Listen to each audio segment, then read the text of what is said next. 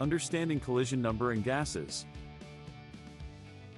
In the microscopic world of gases, molecules are constantly in motion, bumping into each other. These interactions are known as collisions, and the rate at which they happen is described by a concept called the collision number. The collision number tells us how many times, on average, a single molecule collides with others in just 1 second.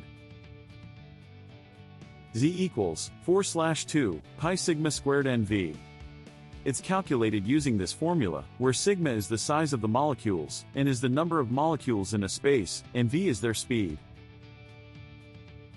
As temperature increases, the molecules move faster, and the collision number goes up. In cooler temperatures, the collision number decreases as molecules move more slowly. So, the collision number helps us understand how active and energetic molecules are in a gas. Join the ViruScience community for more exciting science content.